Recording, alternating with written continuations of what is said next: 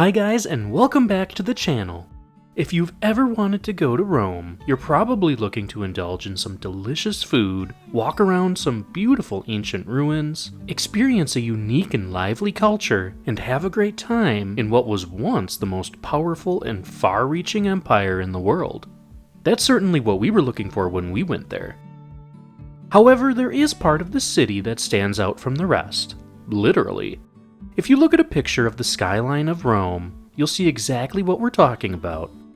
Here you will find the massive dome of St. Peter's Basilica in the extremely unique and important sovereign state of Vatican City. We had the opportunity to cross the border from Italy into Vatican City during a recent trip to Rome, and we had a really good time learning about the history of this place and seeing one of the largest collections of art and artifacts in the world. Take a walk with us across the border into one of the most interesting places in the world. We'll let you know exactly what you can expect to find in Vatican City, as well as how to book a tour that'll take you through the museum, the Sistine Chapel, and of course St. Peter's Basilica.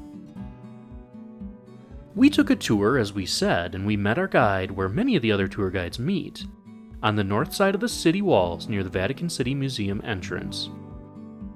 We decided to go with a private tour that we booked through Viator, and it ended up being a great decision. As we were waiting for our tour guide, we saw massive crowds of people meeting up with their tour guides as well. These tours were huge, 50 to 100 people sometimes. We truly believe that sometimes it is worth it to pay a little bit more to be in a smaller group, which we soon found out was definitely the right route to take when going through Vatican City. If you are interested in going on a tour through the Vatican, you can check out a couple of links in the description down below. These are some of the best rated tours that we found, as well as the very same tour that we took. When our tour guide arrived, she introduced herself and went right into the history of this place. Vatican City sits on the old Vatican Hill, one of the ancient hills of Rome, although it's not considered one of the original 7 hills that you might have heard of. Technically, Vatican Hill is outside of the ancient boundaries of the city. In Roman times, though, this area was not really a nice place, being a low-lying, marshy land right next to the Tiber River. However, in the 1st century AD, the marshes were drained, and several gardens and villas were built here. It was actually a pretty nice place at that time to get away from the hustle and bustle of the city. Emperor Caligula actually finished a massive circus here for chariot races, which looked much like the Circus Maximus looks that still partially stands today. In ancient times, this area was a far cry from the religiously important place that it is today. Through the centuries, more structures were built here, including a cemetery and some religious shrines, and ultimately a palace for the Pope was constructed here in the 5th century after the Roman Empire had adopted Christianity. Most of the popes didn't actually live in this palace, but were instead traveling around the different papal states of the Italian peninsula. With all of that information in mind, we walked through the foyer of the museum, where we found a ton of information about the city itself. Like we said earlier, this city is actually its own city-state, being a separate sovereign country from Italy. It separated from the Italian government in 1929. Now, it's its own place, covering about 120 acres, over which about a third visitors are allowed to see. The area that visitors will see are the Vatican Museum, St. Peter's Basilica, the Sistine Chapel, and St. Peter's Square. There is also a massive papal garden with several buildings scattered around the grounds, including a post office, helipad, a small college, a train station, cultural and art centers, and of course government and military buildings. However, most of these places are off limits to most tourists. We started walking through the museum, taking in all of the art that was here. There are frescoes everywhere.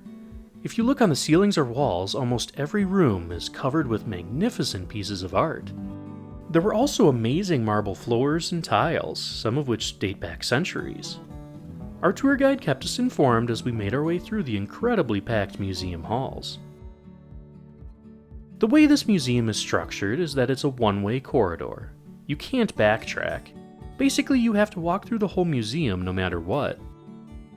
Our tour guide was very good at leading us through these massive crowds to see the art and pieces of history that really mattered or that were relatively significant.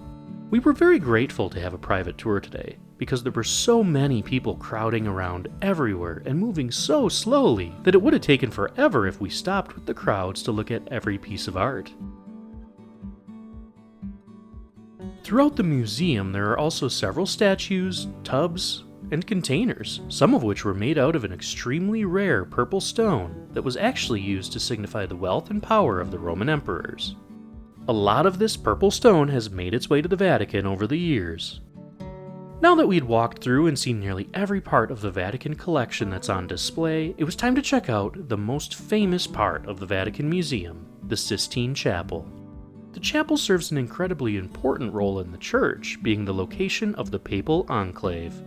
This enclave encompasses the process where new popes are selected. We couldn't take any videos or pictures in here, and it's not surprising why you can't. The space is kept relatively dark to help preserve the massive frescoes on the walls and ceilings. Here you can find some incredible works by Michelangelo.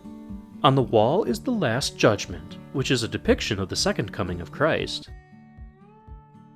On the ceiling there are 9 different fresco scenes, the most famous of which being the creation of Adam.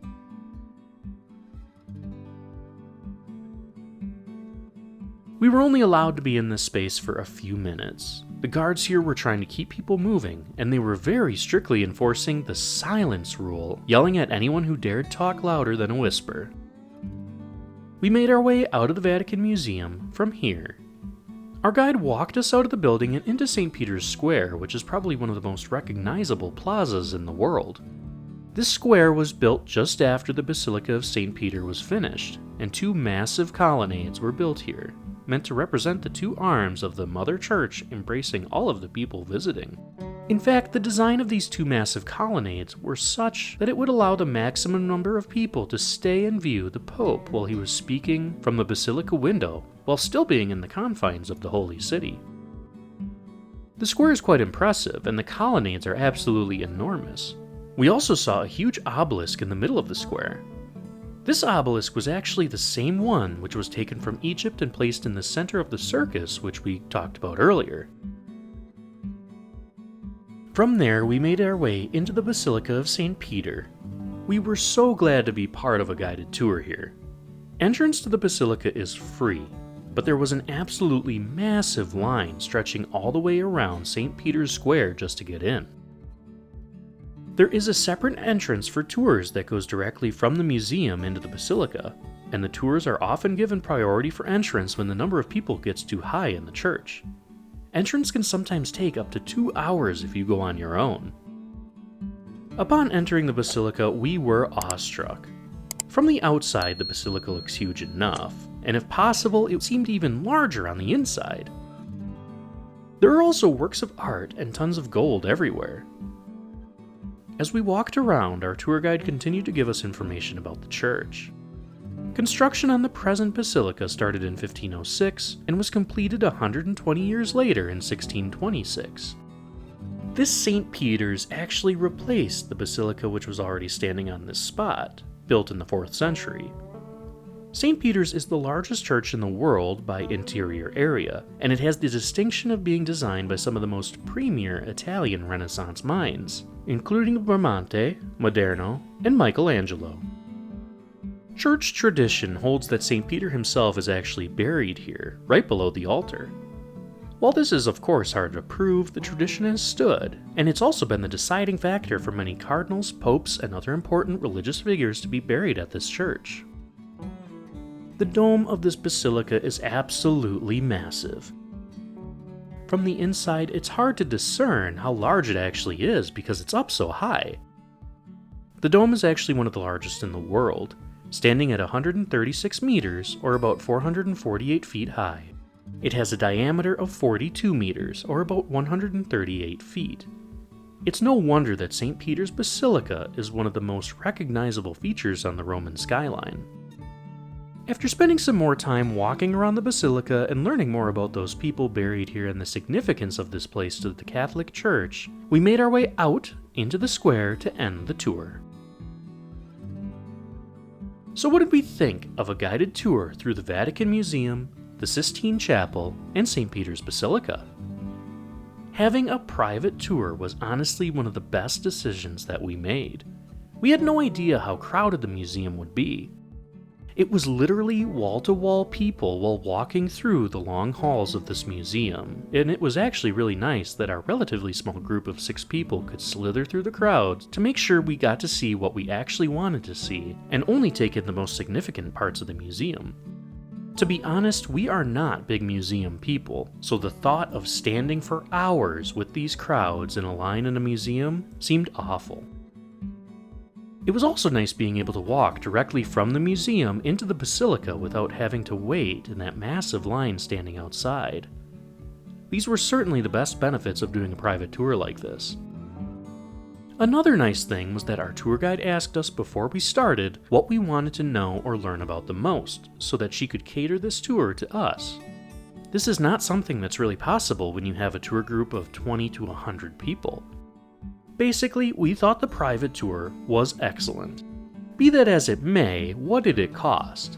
We will say that all of the tours through the Vatican are extremely expensive, at least relative to other things in Rome. Our tour total for 6 people, including all of the entrance fees, cost us about 600 euros, or about 100 euros per person. While that may seem expensive on the face, you do have to consider that booking this tour saved us a lot of time waiting for St. Peter's Basilica, and it was an experience catered exclusively to us. Our tour guide was very respectful and had a vast knowledge not only about the Vatican, but about other major attractions in Rome as well. Not only that, but many of the other tours still cost upwards of 75 euros per person, and with those ones you're in a group of at least 20 other people. If you're looking for something a bit less expensive though, there are tons of other tours available for larger groups. You can find some of the best rated ones linked down below.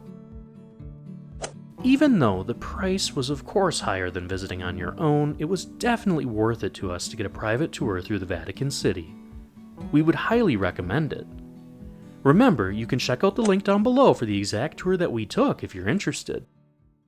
We really enjoyed our time in the Vatican, and we hope that this video was informative. Thanks for watching, and we'll see you in the next one.